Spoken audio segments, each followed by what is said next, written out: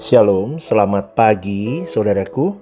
Di dalam Lukas 9 ayat 23, firman Tuhan berkata, "Lalu Yesus berkata kepada mereka semua, setiap orang yang mau mengikut aku, ia harus menyangkal dirinya, memikul salibnya setiap hari dan mengikut aku." Ada satu musuh yang paling sering menghalangi seseorang untuk bertumbuh rohaninya.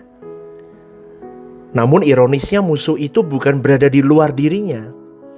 Musuh terbesar itu adalah dirinya sendiri, saudaraku. Banyak orang berpikir bahwa persoalan terbesar dalam hidup adalah keadaan yang sulit, orang-orang yang menyakiti dia, atau kuasa gelap yang menyerang. Tetapi sesungguhnya yang paling sering membuat seseorang gagal mencapai maksud Allah adalah keinginan dirinya sendiri yang tidak mau tunduk kepada Tuhan. Sejak manusia jatuh ke dalam dosa, pusat kehidupannya berubah. Jika pada mulanya manusia hidup untuk Allah, setelah kejatuhan manusia mulai hidup untuk dirinya sendiri. Manusia ingin menentukan jalannya sendiri, mengejar keinginannya sendiri, dan membangun kerajaannya sendiri. Dosa bukan hanya masalah melakukan yang salah. Dosa pada dasarnya adalah kehidupan yang berpusat pada diri sendiri, saudaraku. Karena itu Yesus mengajak seseorang menjadi muridnya. Hal pertama yang ia tuntut bukanlah pelayanan, bukanlah persembahannya, bahkan bukan aktivitas rohaninya. Tetapi ketika Yesus mengajak seseorang untuk menjadi muridnya, dia selalu berkata apa? Sangkal dirimu.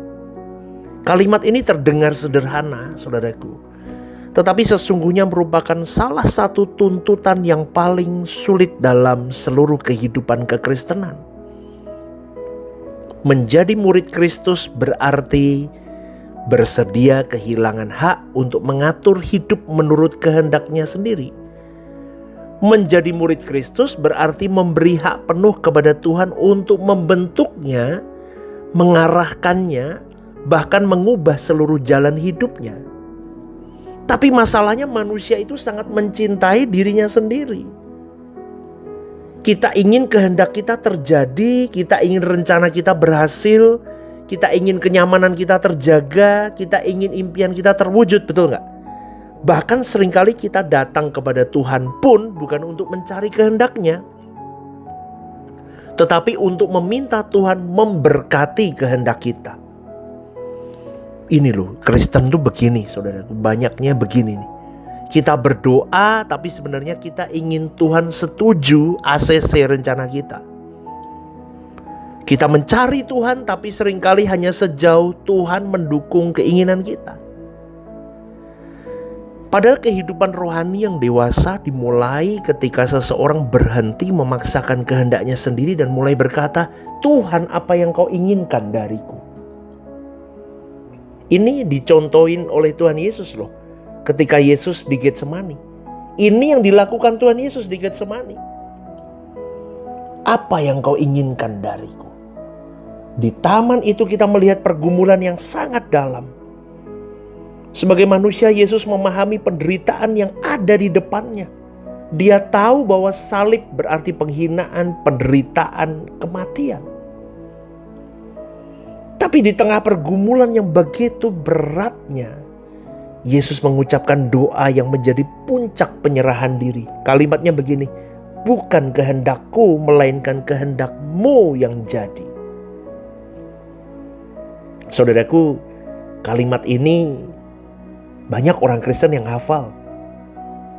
Sering didengerin di khotbah, bahkan sering diucapkan juga. Tapi jarang dilakukan. Betul gak? Karena banyak orang menganggap kalimat ini sekedar doa. Ingat loh, kalimat ini adalah sebuah kemenangan. Sebelum paku menembus tangan Yesus, Yesus terlebih dahulu memenangkan peperangan di dalam hatinya dulu. Sebelum salib berdiri di Golgota, salib terlebih dahulu berdiri di dalam kehendaknya. Dan inilah salib yang harus dipikul setiap orang percaya, yaitu penyangkalan diri. Seringkali kita ingin dipakai Tuhan, tapi tidak mau dibentuk Tuhan. Kita mau menerima berkat Tuhan, tapi tidak mau kehilangan kenyamanan kita. Apalagi kalau di GSKI, di gereja kita ya, selalu diomongkan apa? Serupa Kristus. Kita mau menjadi serupa Kristus. Yes, amin. Tapi tidak mau melalui proses yang membuat kita mati terhadap ego kita. Ingat, tidak ada keserupaan dengan Kristus tanpa kematian terhadap diri sendiri. Tidak ada kebangkitan tanpa salib. Tidak ada mahkota tanpa penyangkalan diri, saudaraku. Yang boleh saya katakan, tidak ada kehidupan di atas rata-rata, outstanding di mata Allah, tanpa keberanian berkata tidak kepada diri kita sendiri. Yang susah itu diri kita sendiri. Kita mematikan monster di dalam diri kita. Monster apa? Manusia lama kita. Berpuluh tahun sudah bercokol di dalam diri kita dan kita beri makan. Sekarang udah gede monsternya. Amin, saudaraku. Maka kita harus habisi itu.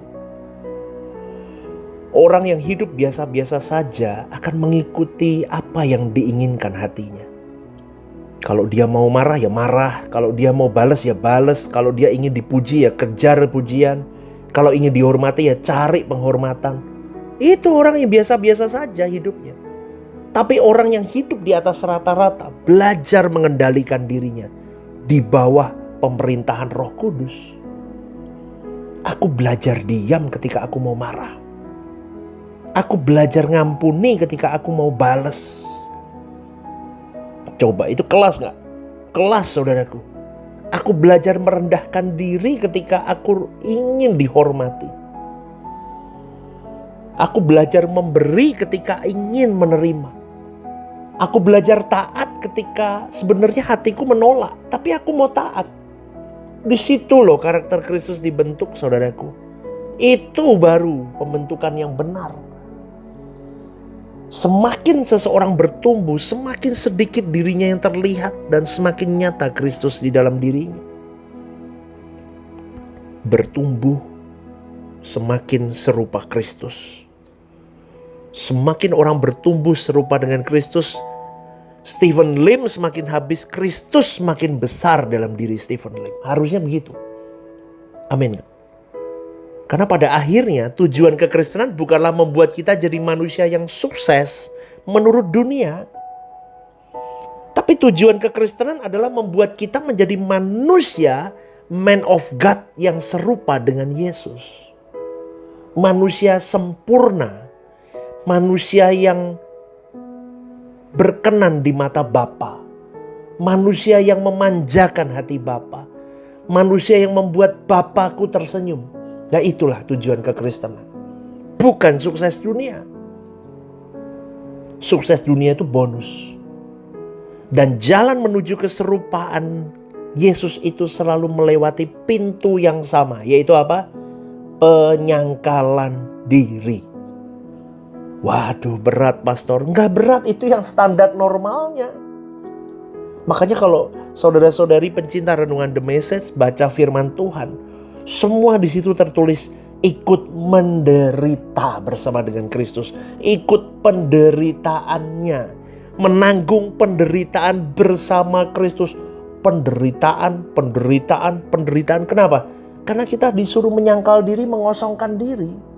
Gak gampang itu menderita. Pengen balas kok suruh ngampuni, menderita. Pengen hidup bebas kok hidup dikurung dalam kepentingan Tuhan, menderita.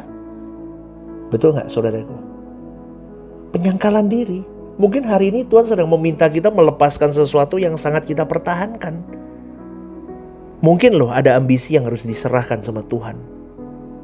Makanya Anda sedang bermasalah sekarang. Tapi itu cara Tuhan, cara cerdas Tuhan untuk kita bisa melepaskan ambisi yang memang harus diserahkan. Mungkin harus ada keinginan yang harus dikuburkan. Mungkin ada ego yang harus dihancurkan. Mungkin ada kenyamanan yang harus ditinggalkan. Jangan takut, saudaraku. Don't be worry. Jangan takut. Apa yang Tuhan ambil dari tangan kita tidak pernah sebanding dengan apa yang sedang Ia kerjakan dalam diri kita. Katakan amin hal ini. Saya ulang ya. Apa yang Tuhan ambil dari tangan kita tidak pernah sebanding dengan apa yang sedang Ia kerjakan dalam diri kita. Kenapa? Karena tujuan terbesar Allah bukan membuat kita nyaman, melainkan membuat kita layak. Layak apa, pastor? Layak menjadi anak-anak Allah yang memantulkan karakter Kristus. Katakan amin, saudaraku. Dan ketika Kristus semakin nyata dalam hidupmu dan hidupku, itulah kehidupan yang sesungguhnya, saudaraku. Wow, itu keberhasilan yang sangat luar biasa. Amin. Maka coba renungkan pertanyaan ini. Jika Tuhan tidak mengikuti semua rencana saya, kita ngomong sama diri kita, apakah saya tetap mengasihi dan mentaati Tuhan? Pertanyaan kedua, apa yang masih paling sulit saya serahkan kepada Tuhan? Jawab, saudaraku, dalam hatimu. Dan yang ketiga, apakah saya sedang hidup untuk kehendak Tuhan atau untuk keinginanku sendiri?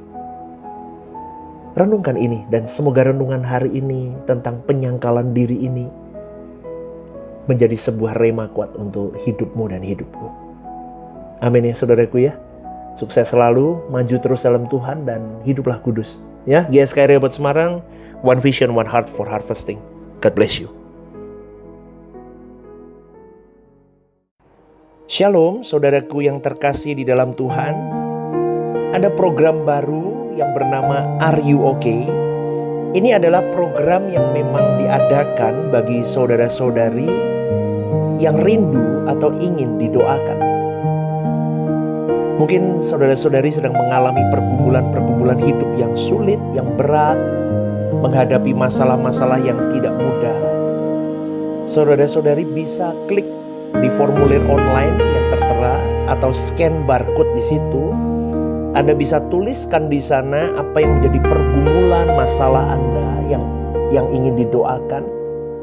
Tujuannya satu, Anda tidak merasa sendiri. Saya sendiri akan mendoakan beserta tim yang akan menangani ini. Saya akan mendoakan di dalam mesbah-mesbah doa kami. Tujuannya satu, supaya saudara-saudari merasa ada yang support, tidak sendirian berjalan menghadapi beratnya kehidupan. Ini kerinduan saya, kita berbagi kasih secara nyata, dan kiranya program baru ini bisa menjadi berkat untuk kita semua. Tuhan Yesus memberkati.